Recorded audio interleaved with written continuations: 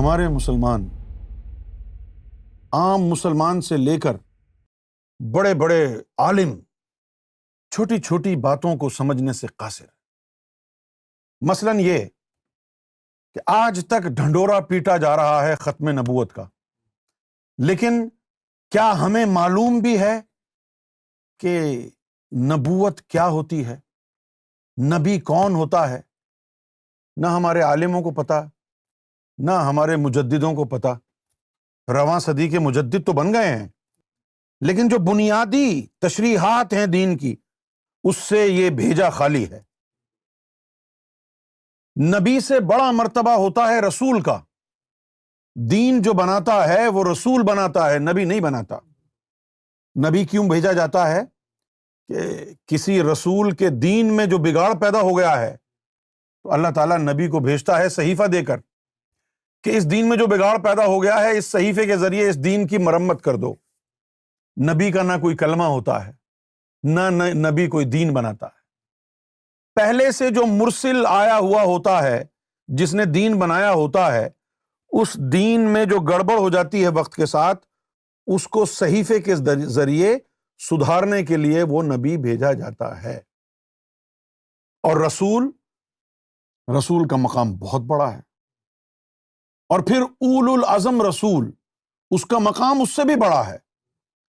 1,24,000 پیغمبر آئے ہیں رب کی طرف سے، ان میں سے صرف 5 اولو العزم مرسل ہیں۔ 5 اولو العزم مرسل ہیں، فقط 5 اولو العزم مرسل۔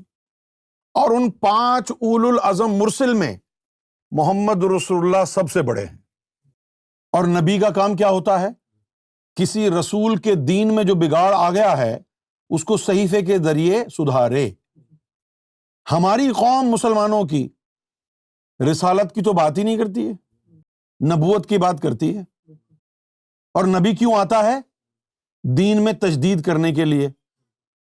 اب آپ مجھے یہ بتائیے، ایک مسلمان ہونے کے ناطے، حضور آخری رسول آخری نبی ہیں، اسلام آخری دین ہے، تو حضور کا جو مرتبہ نبوت ہے تجدید کرنے والا، وہ کون سے دین کے لیے ہے؟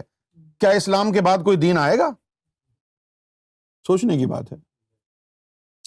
آپ لوگ تو کرتے ہی نہیں ہیں بات رسالت کی، نبی کی بات کرتے رہتے ہیں بس۔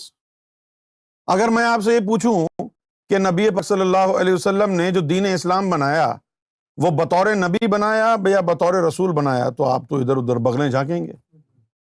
کتنے بڑے بڑے عالم ہیں، لبیک یا رسول اللہ، لبیک یا رسول اللہ۔ ان کو پوچھو بھائی نبی کا کام کیا ہوتا ہے؟ کتاب کھول کر کے پھر بتائیں گے، وہ تجدید کرتا ہے دین میں۔ اچھا میرے بھائی یہ بتاؤ، پھر حضور صلی اللہ علیہ وسلم جو نبی ہیں، وہ کون سے دین کی تجدید کرنے آئے ہیں؟ اپنا دین تو تازہ بنایا ہے، اس میں تو تجدید کی اس وقت ضرورت نہیں تھی نا۔ کون سے دین کی تجدید کرنے آئے ہیں؟ کیوں؟ تو پہلا مقام ہو گیا نبوت کا۔ اس نبوت کے مقام سے جتنے بھی ادیان تھے ان سب کی آپ نے تجدید فرمائی، اور پھر مقام رسالت سے اپنی قوم کے لیے ایک نیا دین بنایا، دین اسلام، مقام رسالت سے۔ اور ہمارے مولوی کیا کہہ رہے ہیں؟ ختم نبوت، ختم نبوت۔ ختم نبوت کا مطلب کیا ہے؟ کہ اب کوئی دین میں تجدید کرنے والا نہیں آئے گا۔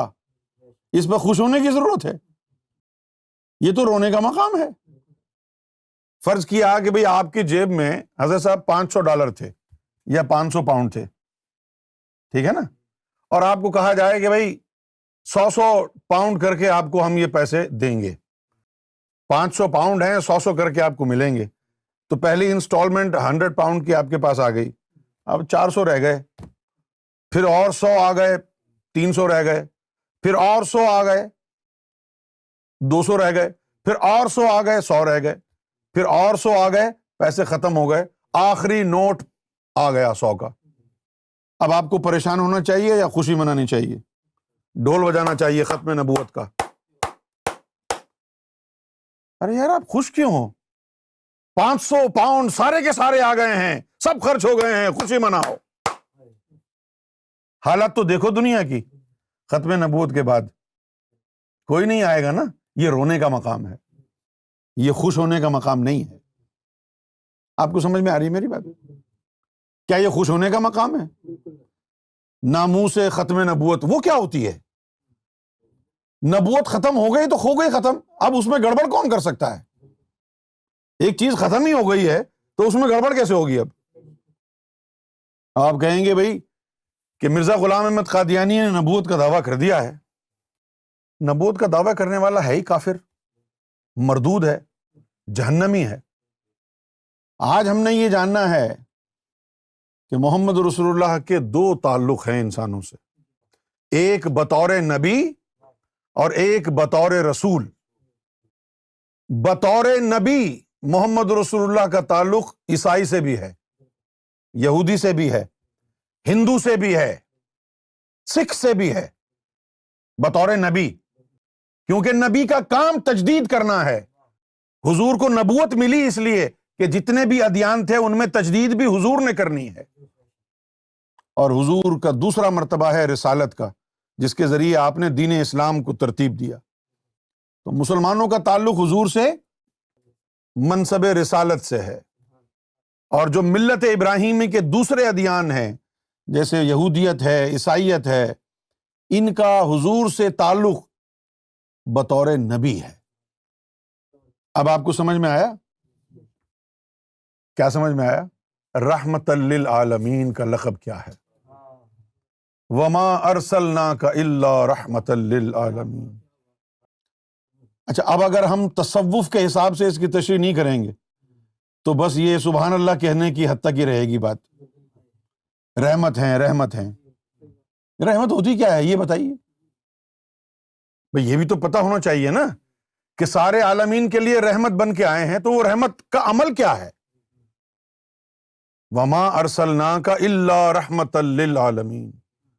رحمت ہے نظر خدا، خدا کی نظر، کہ اے محمد صلی اللہ علیہ وآلہ وسلم، آپ کو بھیجنے کے بعد ہماری بہت سی پریشانیاں ختم ہو گئی ہیں، کہ جس دین میں، جس دھرم میں بھی کوئی ہم سے پیار کر رہا ہوگا اور اسے مرشد نہیں ملے گا تو روحانی طور پر یا رسول اللہ آپ اللہ کی نظر ان تک پہنچا دینا، نظر رحمت، حضور کی تجلیات سے مالا مال ہو جائے۔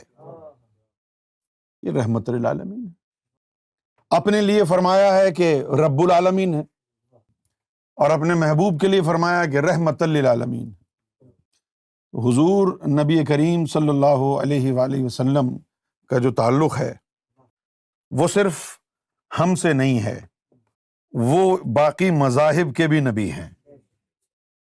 اب دیکھیے یہاں پر جو آیت ہے، قال اللہ تعالی ما کان محمد ابا احدکم من رجالکم ولکن رسول اللہ وخاتم النبیین۔ پہلے فرمایا ہے کہ رسول اللہ ہیں، اور پھر فرمایا ہے کہ خاتم النبیین ہیں۔ دونوں مقام اور دونوں مرتبوں کا ذکر آ گیا ہے۔ وکان اللہ بکل شیء علیما۔ اب اگر میں آپ سے یہ پوچھ ہی بیٹھوں کہ یہاں ختم نبوت کا تو ذکر آیا ہے، ختم رسالت کا تو نہیں آیا ذکر، تو آپ کیا کہیں گے؟ معلوم آپ کیا کہیں گے کہ پتہ نہیں؟ تو پھر میں آپ کو یہ بتاؤں گا کہ یہ جو نبوت ہے اصل میں یہ ہے ایک مرتبہ، اور جو رسالت ہے یہ مرتبہ نہیں ہے، یہ اس نبوت کے اندر ہی مزید جیسے وہ اسٹار ہیں۔ اصل چیز دو ہیں، ایک ہے نبوت اور دوسری ہے ولایت۔ نبوت اور ولایت، بنیادی اصول ہے نبوت، اس کے بعد ہے پھر رسول، اور مقام بڑھ جائے تو، اور زیادہ مقام بڑھ جائے تو پھر وہ ہو جائے گا اولو العزم رسول۔ اچھا، نبی ہے تو کیا ہوگا؟ صحیفہ آئے گا۔ صحیفہ کہتے ہیں چھوٹا موٹا کوئی ایک آدھ چیپٹر آ گیا وحی کے ذریعے، اور اگر کوئی بڑا بگاڑ دین میں پیدا ہو گیا ہے جو ایک دو چیپٹر سے نہیں ہوگا تو پھر نبی نہیں رسول آئے گا، پھر نبی نہیں آئے گا، رسول آئے گا، بڑا صحیفہ لے کے۔ اور اگر دین بنانا ہوا تو پھر رسول نہیں آئے گا، اولو العزم رسول آئے گا. کون آئے گا؟ اولو العزم رسول آئے گا. اچھا، اب یہ جو اولو العزم رسول ہوتا ہے اس کے پاس ظاہری تعلیم بھی ہوتی ہے وحی میں اور باطنی تعلیم بھی ہوتی ہے، اور نبی کے پاس صرف ظاہری تعلیم ہوتی ہے. نبی کے پاس ورنہ دیکھو نا 1,24,000 پیغمبر آئے لیکن باطنی تعلیم کے صرف 10 حصے ہیں، وہ صرف اولو العزم رسولوں کو ملے. اگر نبیوں کو بھی باطنی تعلیم ملتی تو یہ پھر باطنی علم کے 10 حصے تو نہ ہوتے نا، تو پھر تو لاکھوں حصے ہو جاتے. نبی کو باطنی تعلیم نہیں ملتی ہے، صرف اولو العزم رسول کو باطنی تعلیم ملتی ہے. جیسے کہ آدم صفی اللہ، ان کو اللہ تعالیٰ نے ظاہری تعلیم بھی دی، باطنی تعلیم بھی دی، دل والا علم بھی دیا. پھر ابراہیم خلیل اللہ آ گئے، ان کو ظاہری تعلیم بھی دی، روح کی تعلیم بھی دی. پھر موسیٰ کلیم اللہ آ گئے، ان کو ظاہری تعلیم بھی دی، باطنی تعلیم بھی ہے. پھر عیسیٰ روح اللہ آ گئے، باطنی تعلیم بھی، ظاہری تعلیم بھی دی. پھر اس کے بعد آخری نبی محمد مصطفیٰ صلی اللہ علیہ وسلم اولو العزم رسول بن کر کے آئے اور ایک نئے علم کا اضافہ لے کر آئے. ایک نیا علم. اس سے پہلے صرف 2 علم تھے، ایک ظاہری علم اور ایک باطنی علم.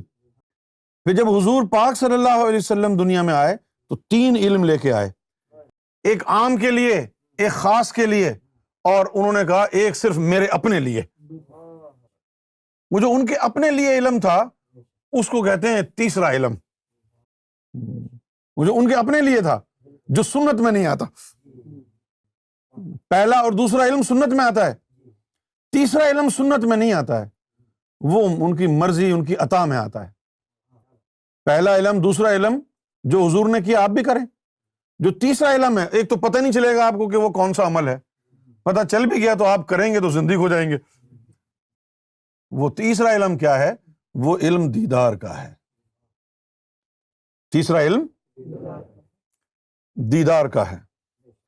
جیسے پہلے زمانے میں ہم نے دور دراز اپنے رشتہ داروں سے اگر کوئی بات چیت کرنی ہو، نہ فون وغیرہ تو تھا نہیں، تو خط لکھتے تھے. خط لکھتے تھے نا، خط لکھتے تھے، پوسٹ کرتے تھے. ہفتے 2 ہفتے میں وہ ملتا، پھر وہاں سے وہ جواب لکھتے، ہفتے 2 ہفتے میں یہاں آتا. 1.5-2 مہینہ گزر جاتا تھا، پھر ہمیں خیریت معلوم ہوتی تھی. اس کے بعد فون آ گیا. فون آنے کے بعد خط لکھنے کا سلسلہ ختم ہو گیا. اب بس فون اٹھایا اور بات کر لی. اور اس کے بعد اب اتنا جدید ہو گیا دور کہ انٹرنیٹ والا فون آ گیا، واٹس ایپ آ گئے، ویڈیو کال کر لیں، فیس ٹائم آ گیا، ویڈیو کال کر لیں. ویڈیو کال کر کے اب تو عورتیں کیا کرتی ہیں، فیس ٹائم لگا کے کچن میں رکھ دیتی ہیں. ایک عورت انڈیا میں بیٹھی ہوئی کچن میں کھانا بنا رہی ہے، دوسری لندن میں بیٹھ کے کھانا بنا رہی ہے، اور ایک دوسرے سے پوچھ رہے ہیں اچھا میں نے ہلدی ڈال دی اب کیا کروں، پیاز کتنے کاٹنے تھے تم نے بتایا نہیں مجھے، پیاز اتنے ڈال دو. ایسا زمانہ کہاں تھا پہلے. اچھا اب آپ سے یہ کہا جائے کہ بھئی انڈیا والوں سے بات کر رہے ہو، خط لکھو نا، تو بولیں گے پاگل ہے کیا، فون کرو. نہ فون کی ضرورت ہے اب، نہ خط لکھنے کی ضرورت ہے اب، کیونکہ اب تو آمنے سامنے بات ہو رہی ہے. ضرورت ہے خط لکھنے کی، ضرورت ہے فون کرنے کی، ضرورت ہے نہیں ہے نا. اسی طرح وہ تیسرا علم ہے، اس میں کہتے ہیں کہ تو مجھے دیکھ میں تجھے دیکھوں. ذکر کرنے کی ضرورت ہے، روزہ رکھنے کی ضرورت ہے، نماز پڑھنے کی ضرورت ہے نہیں ہے نا. وہ نماز تو اس لیے پڑھتے تھے میں تجھے یاد کروں، تو مجھے یاد کر. یہ تحفے دیے ہیں نا اللہ تعالیٰ نے کہ وہ پڑھیں گے 5 وقت، مجھے یاد کریں گے، تو جب وہ مجھے یاد کریں گے تو میں ان کو یاد کروں گا. فاذکرونی اذکرکم، یہی بات ہے نا بھائی. لیکن اب وہ آمنے سامنے ایک دوسرے کو دیکھ رہے ہیں تو اب وہ یاد دلانے کی کیا ضرورت ہے. اب یہ تیسرا علم آ گیا. اب یہ دوسرے علم والوں کو سمجھ میں نہیں آئے گا نا، اور جن کے پاس دوسرا بھی نہ ہو پہلا ہی علم ہو ان کو کیا سمجھ میں آئے گا. یہ بس یہی صوفیوں کا جھگڑا رہتا ہے مولویوں سے. یہ جو مولوی باتیں کرتے ہیں یہ پہلے علم کی بات کرتے ہیں. وہی باتیں کرتے ہیں جو موسیٰ علیہ السلام خضر سے کرتے تھے، اور صوفی وہی باتیں کرتے ہیں جو خضر موسیٰ سے کرتے تھے۔ شرع عشق دا ویر پرانا ہے۔ کیوں پرانا ہے؟ اس وقت سے لے کر پہلا اور دوسرا علم چلتا چلا آ رہا ہے۔ دوسرے علم والے تو ان کو جانتے ہیں، لیکن پہلے علم والے دوسرے علم والوں کو نہیں جانتے۔ پہلے علم والوں کا یہی ہے، تسبیح گھماتے رہو، بس داڑیاں رکھو، تسبیح گھماؤ، امامہ باندھو، بس یہی ہے۔ اندر سے کافر کے کافر، اندر سے دل اتنا ہی ناپاک، نماز میں کھڑے ہیں خیال دنیا کا۔ تو دوسرے علم والے کہتے ہیں ایسی نماز تو بیکار ہے کہ اللہ کے حضور کھڑے ہیں اور دل تیرا دنیا میں لگا ہوا ہے، تیرا دل کھلاوے منڈے کڑیاں، سجدے کرے مسیتی۔ دوسرے علم والوں کو یہ بات پسند نہیں آتی، اور پھر حضور نے جن کو تیسرا علم دے دیا تو ان کو کسی کی بات بھی اچھی نہیں لگتی۔ وہ کیا کہتے ہیں؟ وہ کہتے ہیں کہ اساں عشق نماز جدو نیتی ہے تد پل گئے مندر مسیتی۔ نماز عشق کیا ہے؟ تو رب کو دیکھے، رب تجھے دیکھے، بس اس سے بہتر کوئی عمل ہے کیا؟ اب سرکار گوہر شاہی وہ علم لے کے آئے ہیں۔ محمد رسول اللہ صلی اللہ علیہ وسلم نے وہ علم سیدنا گوہر شاہی کو دیا ہے، آقائے دو جہاں صلی اللہ علیہ وسلم۔ وہ تیسرا علم دیدار الہی والا، وہ سرکار گوہر شاہی امام مہدی علیہ الصلوۃ والسلام کو دیا ہے کہ آپ یہ علم جو ہے اب پوری دنیا میں عام کر دیں، تاکہ سب اللہ کی محبت کے عشق کے دیوانے ہو جائیں، مذاہب کا فرق مٹ جائے، سب اللہ والے ہو جائیں۔ اور پھر ایک حدیث میں یہ فرمایا، ذرا الفاظ پر غور کیجئے، اے بنی آدم، مسلمانوں کو مخاطب نہیں کیا ہے، کس کو مخاطب کیا ہے؟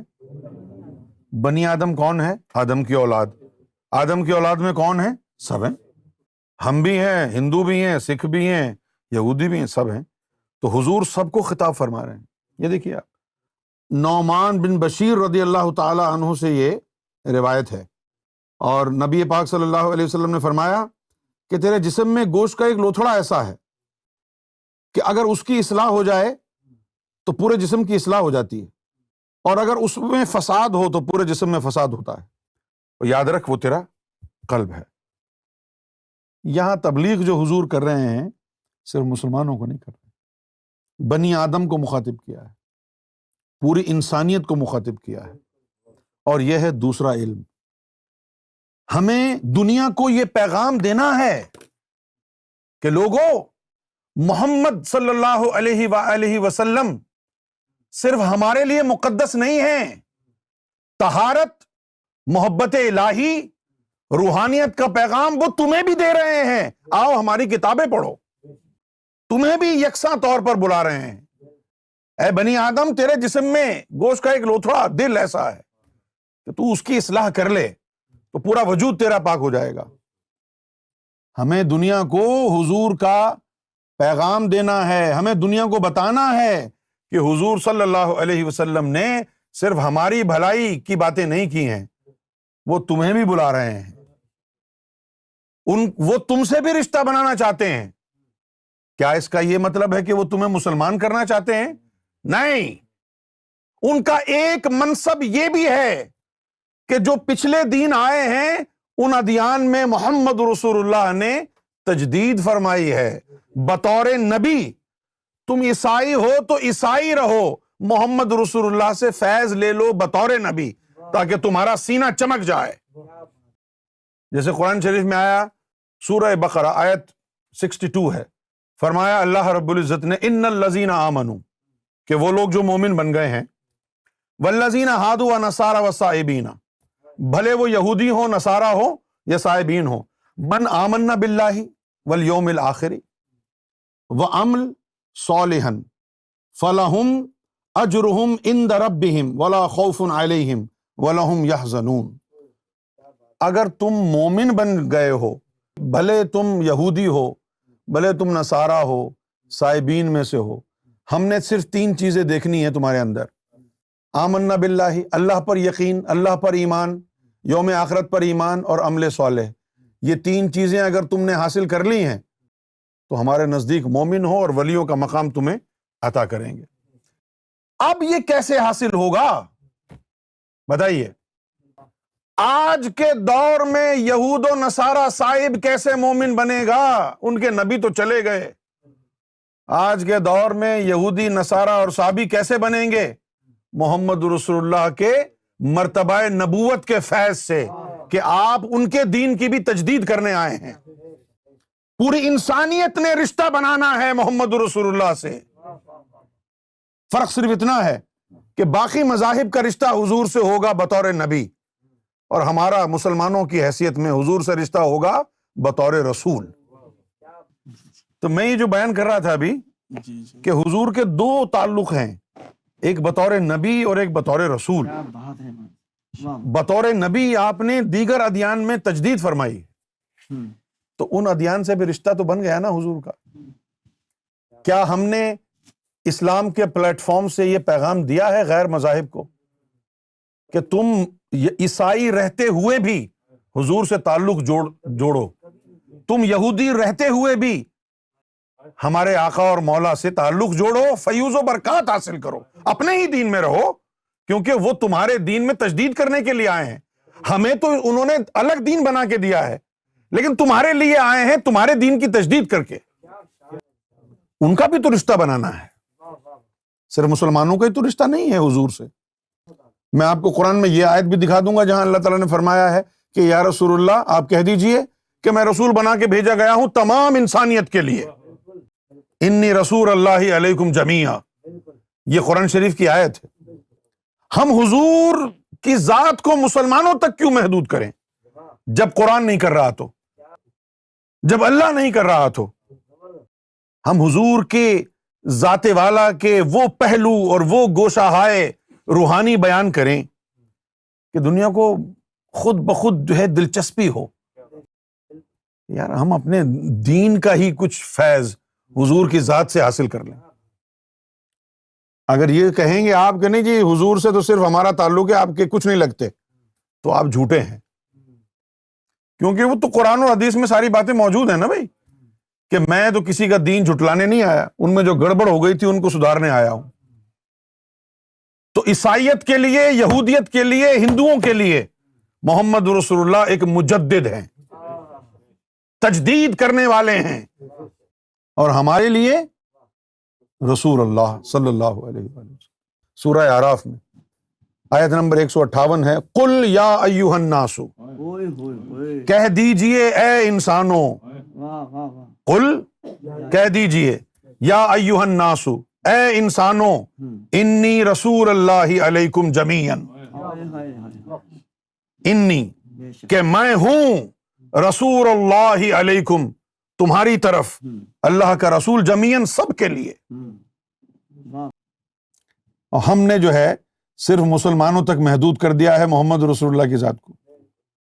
اب یوٹیوب پر جائیے اور لکھیے محمد رسول اللہ عیسائیوں کی نظر میں، محمد رسول اللہ یہودیوں کی نظر میں، محمد رسول اللہ ہندوؤں کی نظر میں، محمد رسول اللہ سکھوں کی نظر میں، تو آپ کو معلوم ہوگا کہ سب حضور کی نعتیں پڑھ رہے ہیں، سب حضور کے ترانے گا رہے ہیں.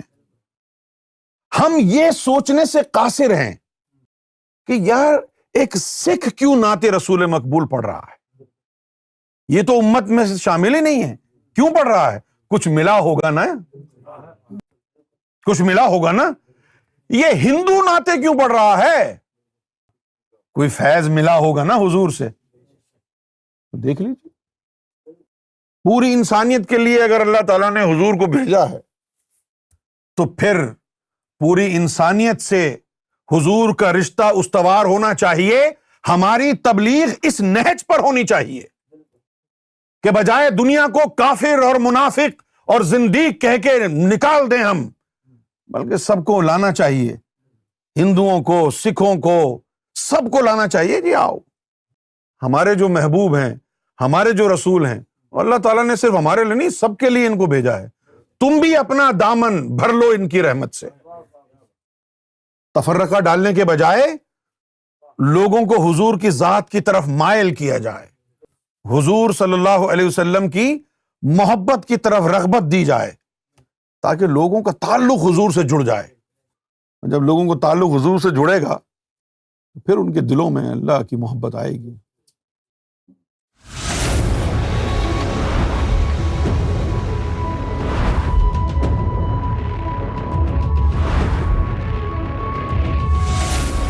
Amra TV, the place to connect with God.